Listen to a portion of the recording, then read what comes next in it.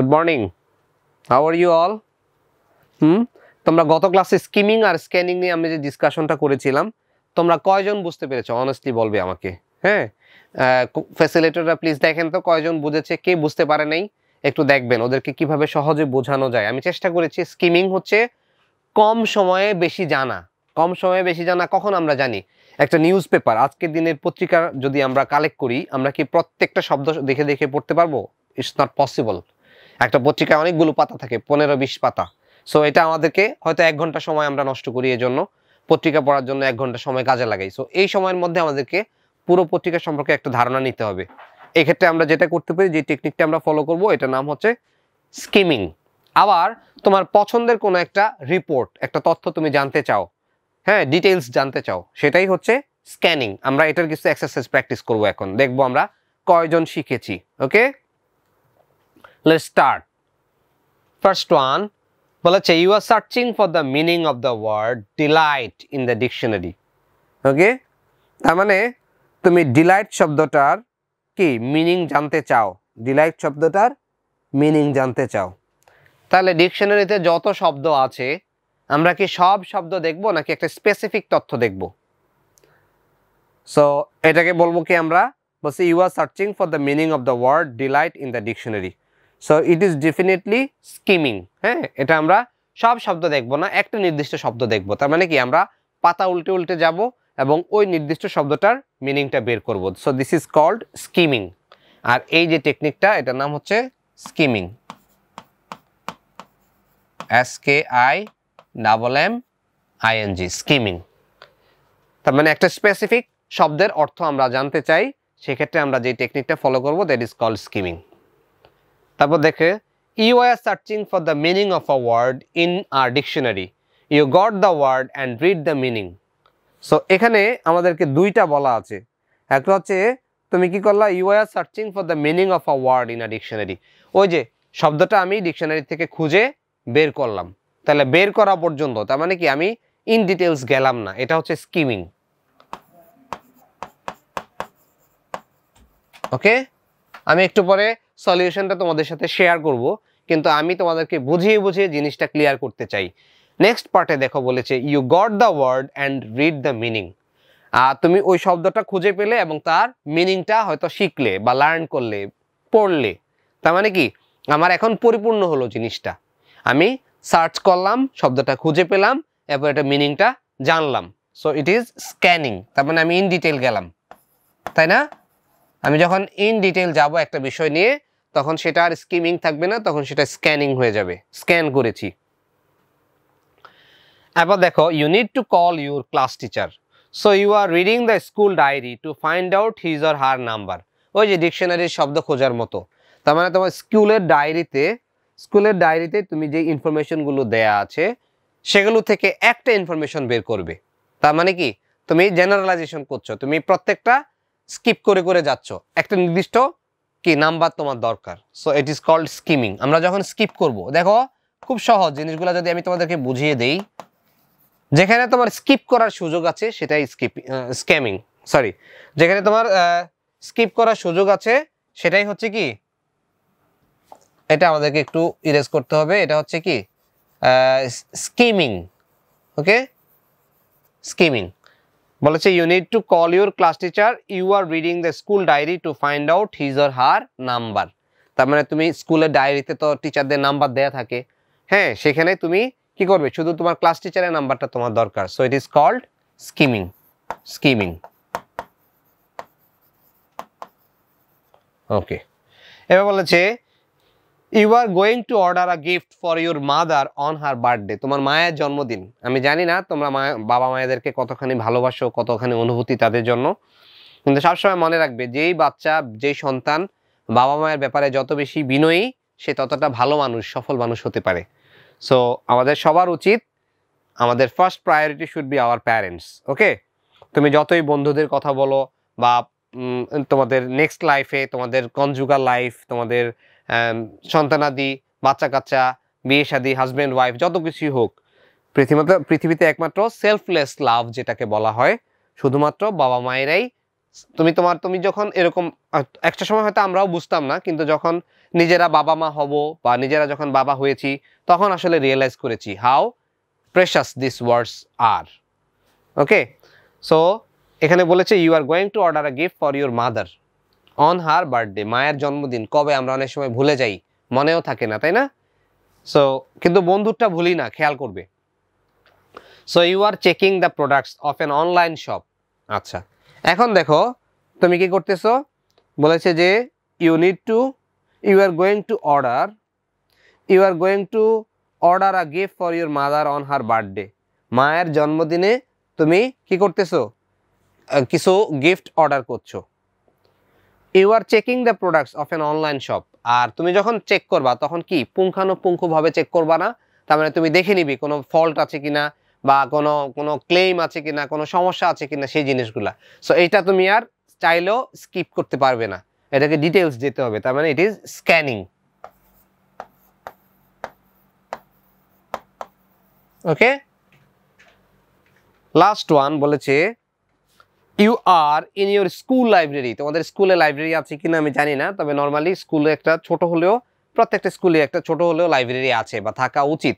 Is the basic requirements of a school. স্কুলে যদি library থাকে তাহলে বাচ্চারা পড়াশোনার প্রতি ইন্টারেস্টেড হয়, বাচ্চাদের পড়াশোনার আগ্রহ বাড়ে, তারা তাদের জ্ঞানটাকে আরো সমৃদ্ধ করতে পারে, সেখানে গিয়ে বন্ধুদের সাথে বিভিন্ন ধরনের আলাপ আলোচনা করতে পারে যেগুলো তাদের ফলপ্রসূ হয়। হ্যাঁ, যে জাতি যত বেশি পড়বে সে জাতি তত উন্নতি করবে। তুমি যদি উন্নত বিশ্বের দিকে তাকাও দেখবে যে তারা প্রচুর পড়ে, প্রচুর বই পড়ে। ধরো ঘুরতে বের হয়, তাদের সাথে ছোট্ট একটা বই থাকে, ট্রেন জার্নিতে যাচ্ছে অথবা বিমানের কোনো একটা জার্নিতে যাচ্ছে, প্লেন জার্নি, তাদের সাথে সব সময় একটা বই থাকে, ছোট্ট হোক, একটা পাতলা বই, একটা নোভেল, যেটা হয়তো খুব হেভি না কিন্তু সে অনেক কিছু জানতে পারে। তারা দেখবে যে খুব চুপচাপ, যদি কখনো ফরেনারদের সাথে দেখা হয় দেখবে এরকম, তারা অ্যাকসেপ্ট আফ্রিকান, তারা একটু অন্যরকম, আদারওয়াইজ অন্যরা খুব খুব চুপচাপ থাকতে পছন্দ করে, তারা বই পড়ে, তারা অপ্রয়োজনে কথা বলে না। তার মানে কি, তোমার উন্নতির লক্ষণ হচ্ছে সেলফ সেন্টার্ড হতে হবে। আমরা কি করি, আমরা অন্যের ব্যাপারে বেশি নাক গলাই, নিজের কথা ভুলে যাই, এটা কিন্তু তারা করে না।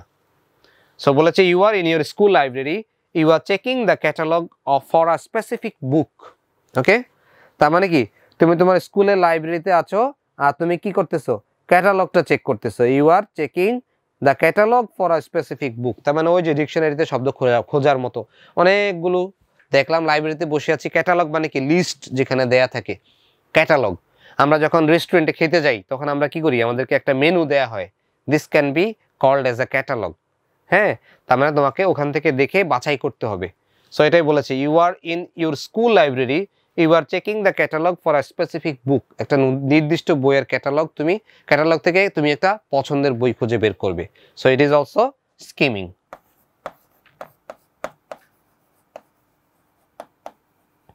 So this was my answer. এবার আমরা চেক করে দেখি, আমরা স্ক্যানিং লিখেছি শুধুমাত্র এই 2 নাম্বারটা, 2 এর 2 আর 4 নাম্বার। এবার দেখি তো আমারটা ঠিক আছে কিনা। নেক্সট ওয়ান, আমরা সলিউশনটা দেখার চেষ্টা করি। Okay, see first one is skimming, তাহলে আমরা স্কিমিং লিখেছিলাম, তারপর একটা স্কিমিং প্রথমটা, পর একটা স্ক্যানিং, এরপর একটা নেক্সট ওয়ান ইজ স্কিমিং, তারপর একটা স্ক্যানিং, আর সবশেষে স্কিমিং। ওকে, অল আর কারেক্ট। সো আমার মনে হয় আমি তোমাদেরকে চেষ্টা করেছি, আমি জানি না আমি কতখানি সফল, আমি তোমাদেরকে বোঝানোর চেষ্টা করেছি স্কিমিং কি জিনিস, স্ক্যানিং কি জিনিস। কম সময়ে বেশি জানতে চাও কিন্তু ডিটেলস না, ভাষা একটা জ্ঞান জানতে চাও, সেটা হচ্ছে কি স্কিমিং। আর তুমি অল্প সময়ে বা বেশি সময় যাই হোক, তুমি একটা বিষয় সম্পর্কে বিস্তারিত জানতে চাও, সেটা হচ্ছে স্ক্যানিং। ওকে, ডিটেলস যেটা জানতে চাও, একটা স্পেসিফিক টপিক নিয়ে ডিটেলস জানতে চাওয়াটা হচ্ছে কি স্ক্যানিং। ওকে, সো আমরা মুভ করছি নেক্সট ওয়ান। এই ইয়েটা আই মিন এই এক্সপিরিয়েন্সটা কিন্তু অনেক বড়। এই যে আমাদের যে এক্সপিরিয়েন্স 6টা, এটা কিন্তু অনেক হিউজ, যেহেতু তোমাদের ক্লাস সাইজ 20 মিনিটসের মধ্যে। সো আমি চাইলেও অত ডিটেলস যেতে পারি না, আমাকে স্টেপ বাই স্টেপে যেতে হবে basically.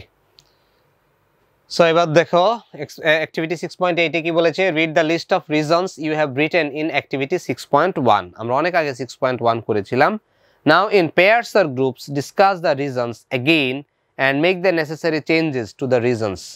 Use the following table to do this activity. তোমাদের যদি বই থেকে থাকে তোমরা একটু ফ্ল্যাশব্যাক করো। হ্যাঁ, ফ্ল্যাশব্যাক কথাটা আবার তোমাদেরকে বোঝাই। ধরো তুমি একটা মুভি দেখছো, একটা সিনেমা দেখছো, বাংলা সিনেমা, সেখানে দেখা যায় কি হিরো হিরোইন বা নায়ক নায়িকাকে দেখায়, কিন্তু একটু পরে একটা স্বাভাবিক ঘটনা চলছে, হঠাৎ করে পিছনের দিকের একটা ঘটনা নিয়ে আসে। হ্যাঁ, তুমি স্বাভাবিক ঘটনার মধ্যে কয়েক বছর আগে কি ছিল বা ব্যাকগ্রাউন্ড নিয়ে কিছু একটা ইনফরমেশন দিতে চায়, এটা হচ্ছে কি, এটাকে বলে ফ্ল্যাশব্যাক। সো আমরা একটু ফ্ল্যাশব্যাক করবো, আমরা অ্যাক্টিভিটি 6.1-এ আবার চলে যাব। হ্যাঁ, অ্যাক্টিভিটি 6.1-এর সাথে আমরা একটু ম্যাচ করব। দেখো, নাও in pairs or group discuss the reasons again and make the necessary changes to the reasons. Use the following table to do this activity. আমরা টেবিলটা ইউজ করে করব। For example, in your list, one of the reason is new words. হ্যাঁ, তুমি কেন একটা গল্প, একটা টেক্সট ভালোভাবে বুঝো না, এটার পিছনে রিজনগুলো কি ছিল? আমার মনে আছে আমাদের কনটেক্সটটা ছিল এরকম যে তুমি সবসময় কি কোনো টেক্সট পড়লে বুঝতে পারো, আর যদি বুঝতে না পারো কেন বুঝতে পারো না, সেই জিনিসগুলো এখানে ডিসকাস করা হয়েছে, এই সাজেশনগুলো এখানে দেয়া হবে। So, for example, in your list, one of the reasons is new words, but now you came to know that you didn't use contextual clues. তার মানে কি, তুমি কেন স্টোরিটা বোঝো না, টেক্সটটা বোঝো না, এখন তুমি বুঝতে পারলে যে আসলে তুমি কন্টেক্সচুয়াল ক্লুজগুলোকে ব্যবহার করো নাই। সো কন্টেক্সচুয়াল ক্লুজ যদি ব্যবহার না করো তাহলে তুমি টেক্সট বুঝবে না। This is very very common, খুব স্বাভাবিক, কারণ তোমাদের এই বয়সে, তোমাদের এই স্টেজে তোমাদের যে depth of knowledge, this is not sufficient. আর সেজন্য তোমাকে কি করতে হবে, একটা মিনিং গেজ করতে হবে, কন্টেক্সচুয়াল মিনিং বোঝার জন্য ক্লুজগুলোকে কাজে লাগাতে হবে। Okay, so first one is done. First ওয়ানে বলেছে new words, previous list of reasons ছিল নিউ ওয়ার্ডস, নতুন শব্দ। আর এখন বলেছে প্রেজেন্ট লিস্ট অফ রিজনস হচ্ছে unknown or new words and didn't use the contextual clues, এবং কি করে নাই, কন্টেক্সচুয়াল ক্লুজগুলো ব্যবহার করে নাই। হ্যাঁ, পারিভাষিক যেই কন্টেক্সচুয়াল বা টেক্সট রিলেটেড যেটা আর কি, কন্টেক্সচুয়াল মিনিংগুলো ব্যবহার করে নাই, ক্লুজগুলো ব্যবহার করে নাই। সো আমরা দেখি আর কি দেয়া যায়। দেয়া যায় নো ডেফিনেশন, কোনো সংজ্ঞা দেয়া নাই, কোনো কাকে বলে বা সংজ্ঞাতে আমরা বুঝি, ডিফাইন করা নাই। So no definition. আর প্রেজেন্ট লিস্টে বলেছে no definition but didn't try to know what was it. Definition নাই দেখে আমরা কি করি না, আমরা এটা পড়তেও চাই না, বুঝতেও চাই না, সেজন্য বলেছে no definition but didn't try to know what was it, এটা আসলে কি ছিল এটা জানারও আগ্রহ প্রকাশ করা হয়নি।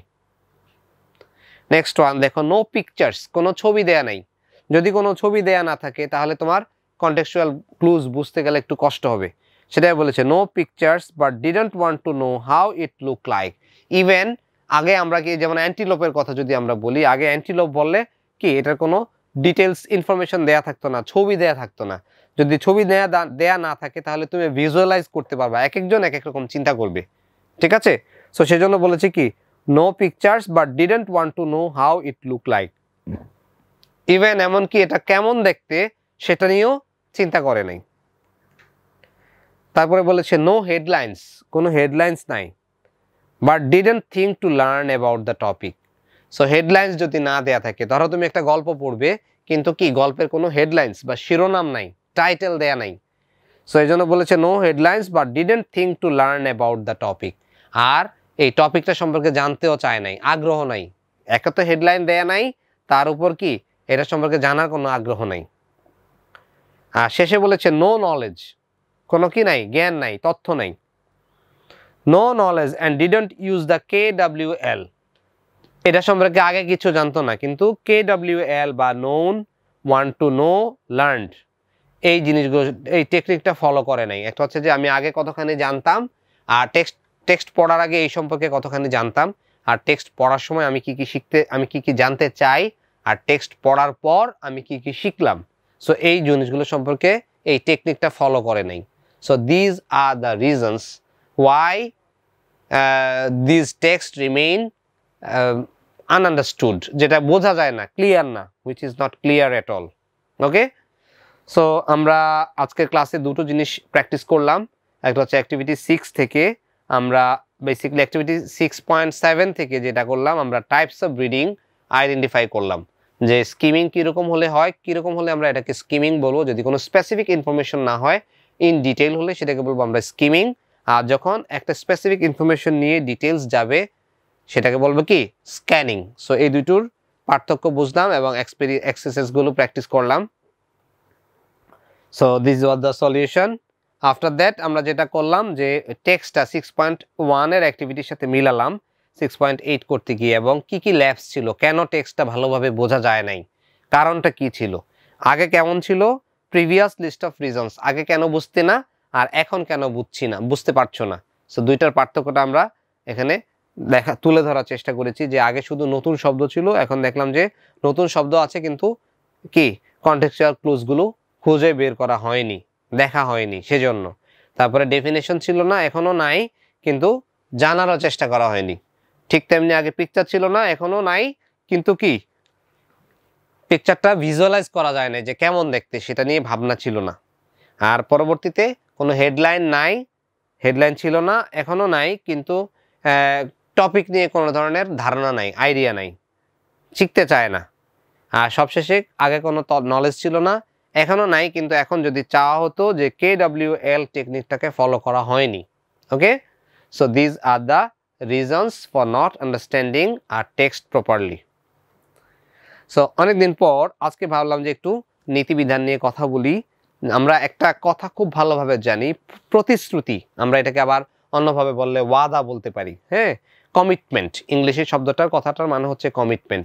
মানে কি, তুমি যত কষ্টই হোক, তুমি যদি কাউকে কথা দাও, তোমাকে সেই কথাটা অবশ্যই রাখতে হবে। সেজন্য আমাদেরকে সবসময় উচিত থাকবে হচ্ছে কথা দেওয়ার আগে ভেবে নিব যে আমি কথাটা রাখতে পারবো কিনা, আমার পক্ষে পসিবল কিনা, আমার পক্ষে কতখানি সম্ভব। হ্যাঁ, এরকম আমাকে প্রতিশ্রুতি হলো কোনো কারণ বা কাজের প্রতি নিবেদিত হওয়ার গুণ। প্রতিশ্রুতি দেয়া খুব ভালো। হ্যাঁ, তুমি এটা এক ধরনের প্রফেশনালিজম, তুমি তোমার কাজটাকে সঠিকভাবে করার জন্য অঙ্গীকারবদ্ধ। কিন্তু তোমাকে সবসময় ভেবে নিতে হবে যে আমি যে প্রতিশ্রুতি দিচ্ছি এটা আসলে আমার জন্য কতখানি প্রযোজ্য, আমি কতখানি এটা রক্ষা করতে পারবো। তুমি হয়তো তোমার কোনো ফ্রেন্ড তোমাকে দেখা করতে বললো, বিকেলবেলা দেখা করতে বললো, তুমি বললো যে ঠিক আছে, তুমি রাজি হয়ে গেলে, কিন্তু তুমি একটা জরুরি কাজে আটকা পড়ে গেলে, তাকে আর তুমি জানালে না, সেই বন্ধু তোমার জন্য এসে ওয়েট করছে। সো এটা হলে প্রতিশ্রুতি হবে না। তুমি বাবা মাকে কথা দিয়েছো যে তুমি নিয়মিত পড়াশোনা করবে, তুমি কোনো বাজে ছেলেদের সাথে মিশবে না, তুমি ডিসিপ্লিন মেনটেন করবে বিশেষ করে। হ্যাঁ, কিন্তু তুমি সেটা রক্ষা করছো না, তোমার নামে আবার অভিযোগ করলো কেউ একজন। সো তুমি এটাকে প্রতিশ্রুতি বলতে পারো না। প্রতিশ্রুতি হতে গেলে তোমাকে অবশ্যই মনে প্রাণে চেষ্টা করতে হবে। হ্যাঁ, পরিস্থিতি অনেক সময় অনেক কিছু পাল্টে দিতে পারে, কিন্তু আমাদের চেষ্টা থাকবে আমরা যেন আমাদের যে কথাটা আমরা দিয়েছি, যে কমিটমেন্টটা আমরা দিয়েছি, সেটার জন্য আমরা রক্ষা করতে পারি। ওকে, সো এই সুন্দর একটা আহ্বান জানিয়ে, প্রতিশ্রুতি দেওয়ার আহ্বান জানিয়ে, ভেবেচিন্তে প্রতিশ্রুতি দেওয়ার আহ্বান জানিয়ে শেষ করছি আমাদের আজকের ক্লাস। সবাই অনেক অনেক ভালো থেকো, সুস্থ থেকো, খোদা হাফেজ।